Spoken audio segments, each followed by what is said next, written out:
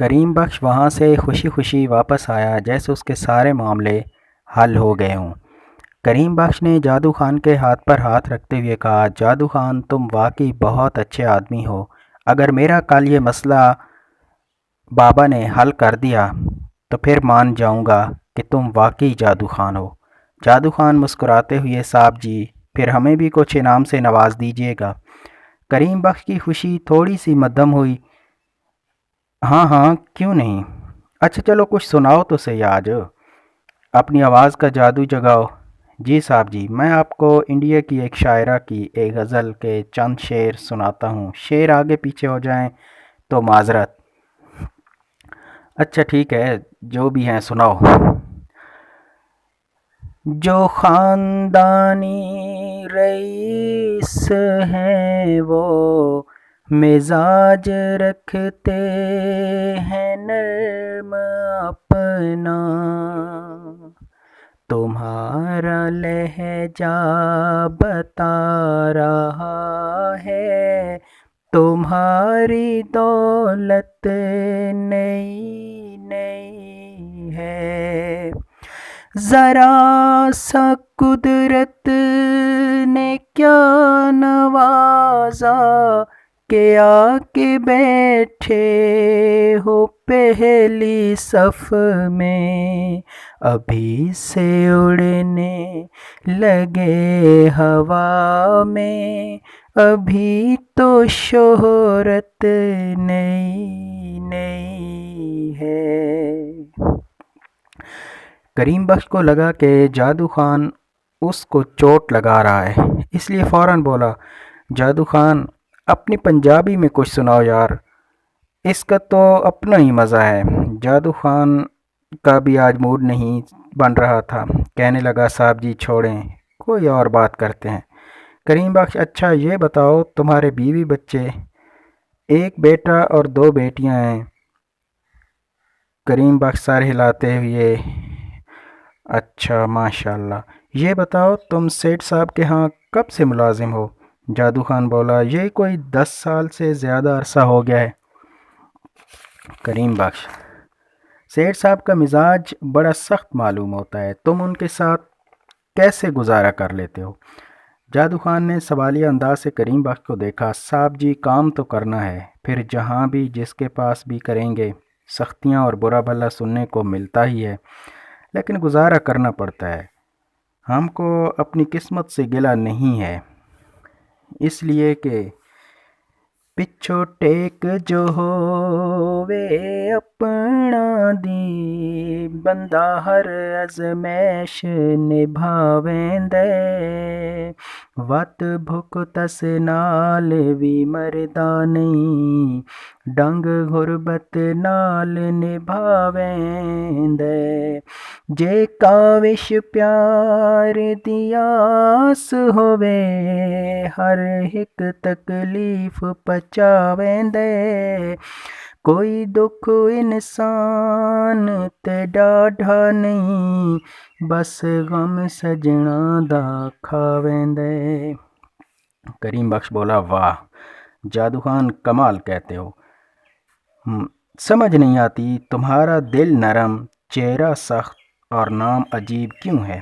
جادو خان نے جواب دیا، صاحب جی دل کی نرمی وراثت میں ملی، چہرے کی سختی معاشرے نے دی، اور نام سیٹھ صاحب نے رکھا ہے، جس پر مجھے کوئی اعتراض نہیں، میں تو ہر حال میں راضی رہتا ہوں، اسی لیے تو خوش رہتا ہوں۔ کریم بخش نے پوچھا، تمہارا اصلی نام کیا ہے؟ صاحب جی بشیر احمد میرا اصل نام ہے، اپنے علاقے میں بشیرو کے نام سے لوگ جانتے ہیں، یہاں آیا تو سیٹھ صاحب نے جادو خان رکھا، اب آپ کے پاس آیا ہوں، آپ بھی کوئی اچھا سا اپنی پسند کا نام رکھ لیں۔ کریم بخش مسکراتے ہوئے، نہیں میں تمہارا نام تبدیل نہیں کروں گا، تم بشیر ہی ٹھیک ہو۔ اتنے میں وہ گھر پہنچ گئے۔ حویلی پہنچ کر کریم بخش نے کہا، میں اپنے اس بنگلے میں تھوڑا آرام کرتا ہوں۔ بشیر اور جادو خان نے گاڑی اندر کھڑی کروائی اور خود گیٹ کے اندر کی طرف بیٹھ گیا۔ کریم بخش اندر داخل ہوا تو کیا دیکھتا ہے، تیز سفید روشنی اور تیز ہواؤں کے جھکڑ سے چلنے لگے۔ کریم بخش کی سانس بند ہو گئی اور خوف کے مارے بے ہوش ہو گیا۔ کافی دیر بعد بشیر کمرے کی طرف گیا تو کریم بخش کو بے ہوش پایا۔ بشیر کے خوف سے جان نکلی جا رہی تھی، لیکن ہمت کر کے کریم بخش کو بیڈ پر لٹایا اور پانی کے چھینٹے مارے۔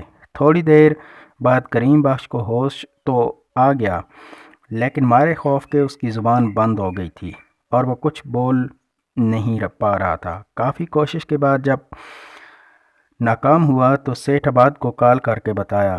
انہوں نے کہا اچھا میں کسی ڈاکٹر کو وہاں بھیجتا ہوں۔ تقریباً آدھے گھنٹے بعد ڈاکٹر وہاں پہنچ گیا۔ ڈاکٹر کافی دیر معائنہ کرتا رہا لیکن معاملے کی تہہ تک نہ پہنچ سکا۔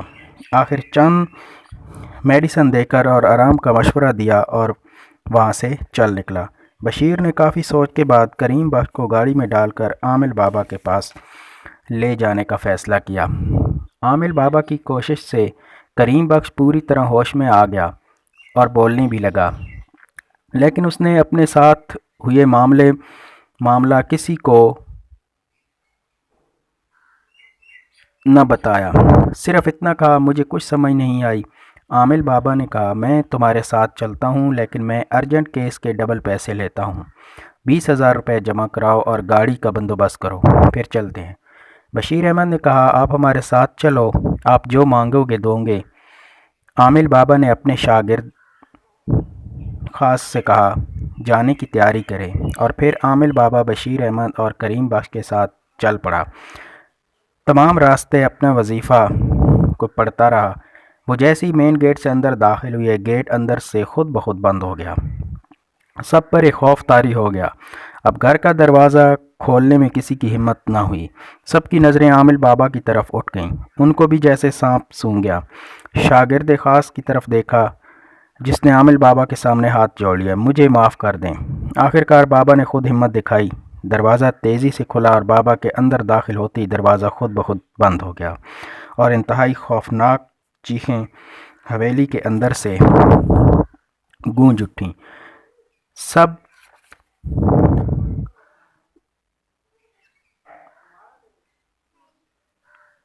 دوڑنا چاہ رہے تھے لیکن مین گیٹ کھلنے کا نام ہی نہیں لے رہا تھا۔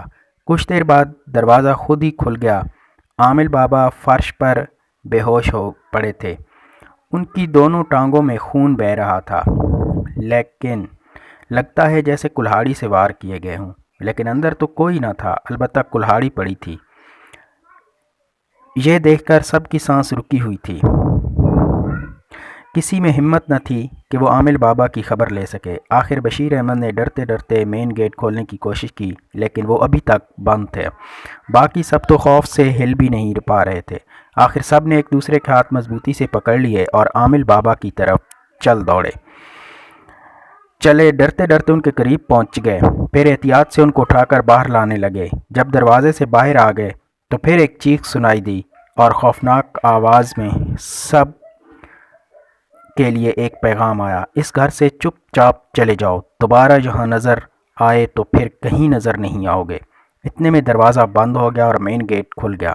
سب نے باہر کی طرف دوڑ لگائی لیکن عامل بابا کی آواز پر سب رک گئے۔ ٹھہرو! سب دیکھ کر حیران رہ گئے کہ بابا جی ہوش میں آ گئے۔ انہوں نے شاگرد سے اپنا بیگ مانگا اور پھر اس میں موجود پانی کی بوتل اور ایک ہڈی نکالی۔ تھوڑا سا پانی اپنے زخموں پر لگایا تو خون بہنا رک گیا۔ ان کے چہرے سے درد کے آثار بھی ختم ہو گئے۔ اپنے بیگ میں موجود کسی چیز کی ہڈی جو نکالی اور پانی کی بوتل ہاتھ میں لے کر دروازے کی طرف بڑے ہی تھے کہ سب یک زبان بولے، بابا رک جاؤ، اپنے ساتھ ہمیں بھی مرواؤ گے؟ عامل بابا نے غصے سے پیچھے دیکھا اور کہا خاموش، میں ان کو سبق سکھائے بغیر نہیں جاؤں گا۔ پھر دروازے کے قریب جا کر وہ ہڈی دروازے پر لگائی تو دروازہ کھل گیا اور خوفناک چیخیں شروع ہو گئیں۔ عامل بابا کے علاوہ باقی سب زمین پر بیٹھ گئے اور ایک دوسرے کو پکڑ لیا۔ ادھر عامل بابا نے پانی کا چھڑکاؤ شروع کر دیا جس سے دردناک چیخیں شروع ہو گئیں اور کمرے میں پھیلی روشنی دھوئیں میں تبدیل ہونا شروع ہو گئی۔ جیسے جیسے دھواں بڑھتا جا رہا تھا چیخیں کم ہونا شروع ہوئیں۔ آدھے گھنٹے بعد چیخیں بالکل بند ہو گئیں۔ عامل بابا لڑکھڑاتے ہوئے باہر آئے۔ اتنے میں تیز ہوا کا جھونکا باہر نکلتے ہوئے سب نے محسوس کیا جس میں سے عامل بابا کو دھمکی دی گئی۔ تم میرے بچوں کو جلایا، میں اس کا بدلہ تم سے ضرور لوں گا۔ بابا بڑی مشکل سے زمین پر بیٹھا اور مجھے جلدی سے اپنے ڈیرے پر لے چلو، اب یہاں کسی کو کوئی خطرہ نہیں۔ باقی چاروں لوگ بھی آہستہ آہستہ اٹھے، ڈرائیور نے گاڑی سٹارٹ کی اور سب گاڑی میں بیٹھ گئے۔ کچھ دیر خاموشی چھائی رہی، پھر عامل بابا نے ہی اس کے سکوت توڑا اور کہا، یہ میری زندگی کا مشکل ترین عمل تھا۔ شاگرد عامل نے پوچھا، پہلے آپ کے ساتھ کیا ہوا تھا؟ عامل بابا مسکرایا اور کہا، تم تو بہت کمزور نکلے، کام تو انتہائی مشکل ہے، اور اس مشکل میں بھی اپنے حواس بحال رکھو تو کامیابی ملتی ہے۔ پہلے مجھے اندازہ نہیں تھا، ویسے بھی بڑے لوگوں کے گھروں میں ہوتا کچھ نہیں، زیادہ تر ان کا وہم ہوتا ہے، اور مجھے بھی یہاں کوئی آثار نظر نہیں آئے تھے۔ یہ حملہ مجھ پر جس کی وجہ سے میں سنبھل نہ سکا، میں نے بھی ان کے ساتھ ظلم کیا ہے، وہ موقع دیکھ کر مجھ پر دوبارہ حملہ ضرور کریں گے۔ میں نے خود کو مشکل میں ڈال دیا۔ کریم بخش نے ڈرتے ڈرتے پوچھا، کیا یہ حویلی رہنے کے قابل ہو گئی ہے؟ عامل بابا بولے، ہاں، کچھ حفاظتی بندوبست کرنا ہوگا تاکہ وہ گھر میں دوبارہ داخل نہ ہو سکیں، اس کے بعد تم رہ سکتے ہو۔ حفاظتی بندوبست سے کیا مراد ہے؟ کریم بخش نے پوچھا۔ عامل بولا، میں تم کو کڑے دوں گا، وہ پہن کر رکھنا، گھر کے سب افراد، جب تک وہ تم پہنے رہو گے وہ تمہارے قریب نہیں آئیں گے۔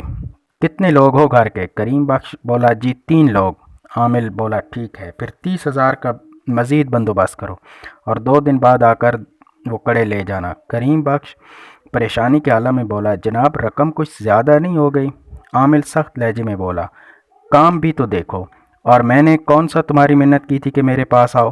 لیکن اگر تم نے کڑے نہ پہنے تو پھر زندہ رہنے کی میری کوئی گارنٹی نہیں۔ کریم بخش روتے ہوئے، یہ کیا ہو گیا ہمارے ساتھ؟ بشیر احمد نے بہت ہمت بندھائی، حوصلہ کریں صاحب جی، اب جو ہونا تھا ہو گیا، اب جیسے بھی ہو مقابلہ تو کرنا پڑے گا۔ عامل بابا بشیر احمد کی طرف دیکھ کر، حوصلہ دو اس کو، ایسے کاموں میں تو ایسا ہوتا ہے۔ بشیر احمد بولا، اصل میں بات یہ ہے کہ پیسے سارے اس حویلی میں رکھے ہوئے ہیں۔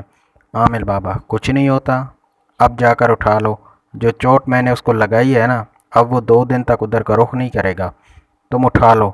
کریم بخش بولا، جو کچھ دیکھا اب میری ہمت تو اس طرف جانے کی نہیں رہی۔ عامل بابا کا شاگرد بولا، میں تمہارے ساتھ جاؤں گا۔ سب نے چونک کر اس کی طرف دیکھا۔